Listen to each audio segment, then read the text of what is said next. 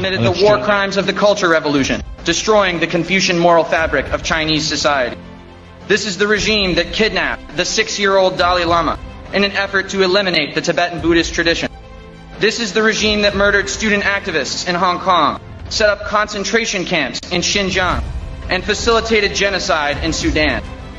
And most importantly, this is the regime that conspired to create and release and maliciously conceal the biological weapon known as COVID-19 at the end of 2019.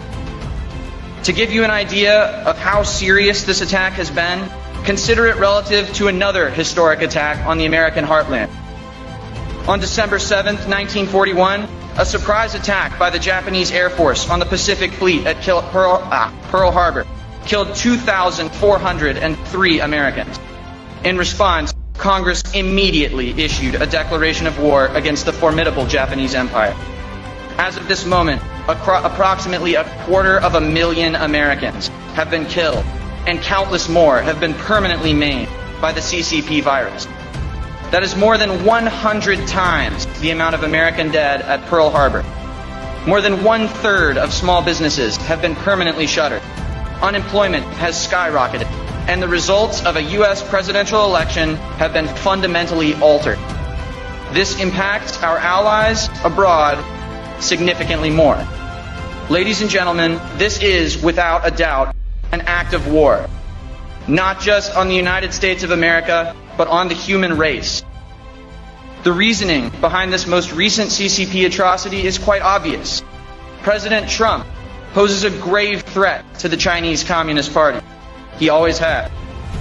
By the middle of 2019, his trade war and his hawkish diplomatic policy had brought the speedy growth of the CCP's power abroad to a complete standstill. Initially, they were optimistic that they wouldn't need to survive 4 more years of President Trump. Sex scandals, Kavanaugh, Russiagate, impeachment, the list goes on and on and on. But the beauty of the American Republic is that at the end of the day, the people decide the president. And the people loved Donald Trump. The CCP knew that with the economic and political stability the United States had in 2019, President Trump would easily cruise to re-election in 2020. And this could not be allowed to happen. For an incumbent to lose, you need political unrest and a bad economy. So the CCP resolved to create those conditions in the United States. So, after almost 5 years of study in a P4 infectious diseases lab in Wuhan, SARS-CoV-2, aka COVID-19, aka the CCP virus, a man-made viral bioweapon, was released. Whether this release was intentional or accidental remains unclear, but the deliberate spread of the virus to cities across the globe, along with the deliberate misinformation and cover-up campaigns by the CCP and WHO, were unequivocally intentional and malicious in nature. The CCP never lets a good crisis go to waste. This was a targeted attack on the global economy, designed specifically to oust President Trump from office 4 years early. Mr. Miles Guo called this for what it was before I had even heard of COVID-19.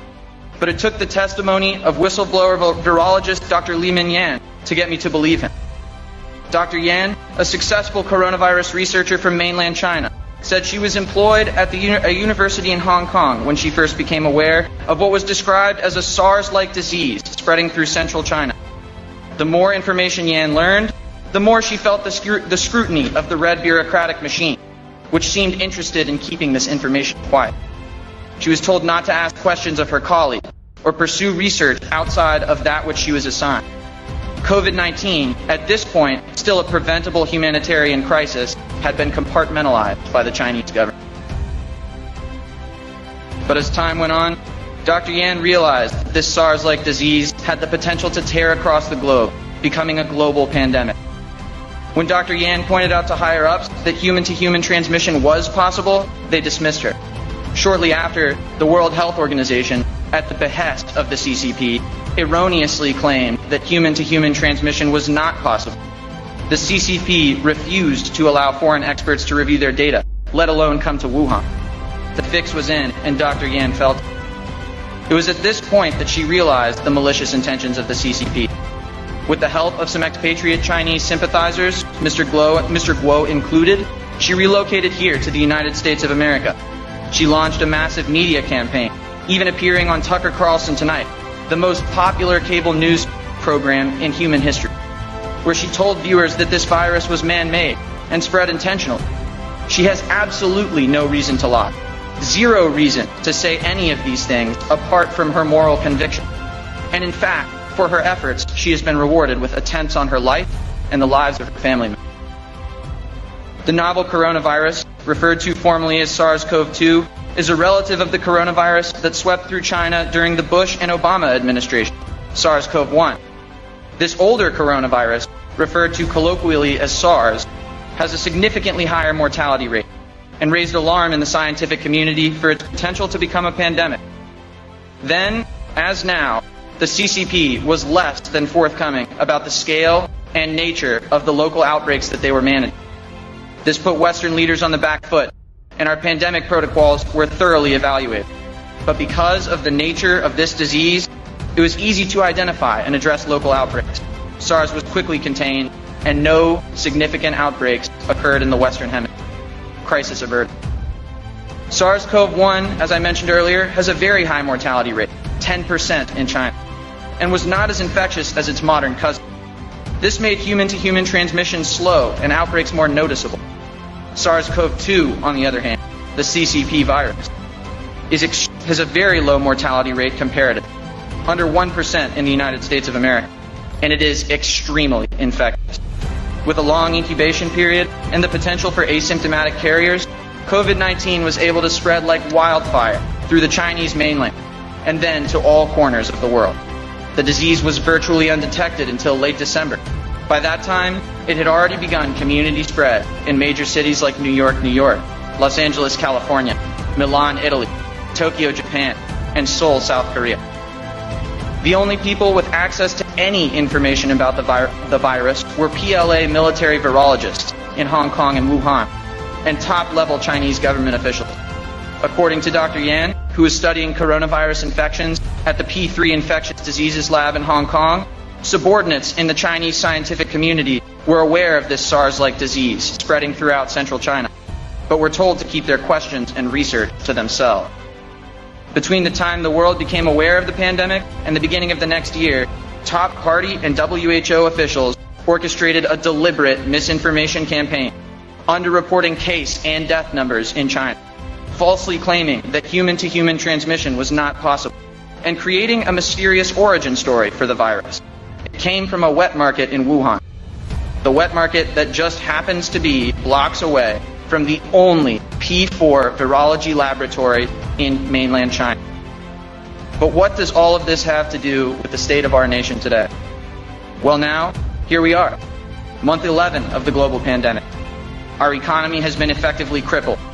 Political unrest turned violent has ravaged the nation since June.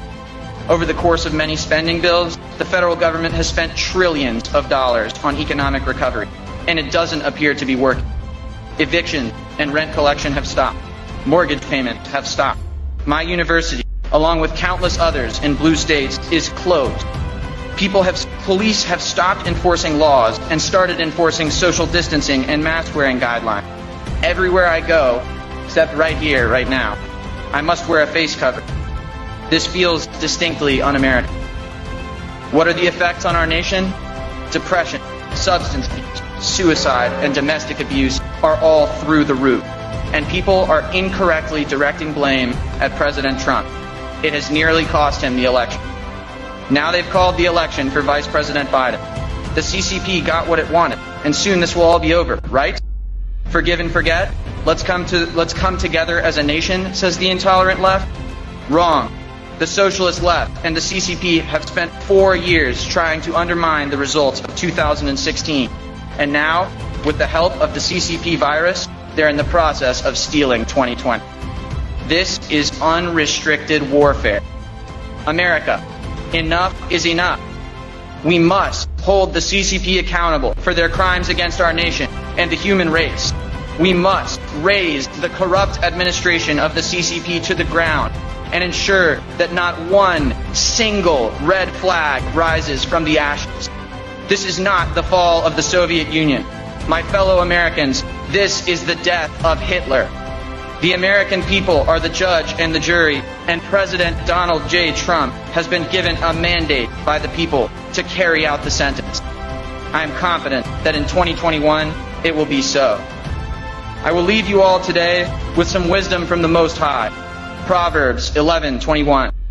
Assuredly, the evil man shall not go unpunished, but the descendants of the righteous shall be delivered. My fellow Americans, the new federal state of China is engaged in a most righteous mission. Join us, and we shall be delivered. Thank you.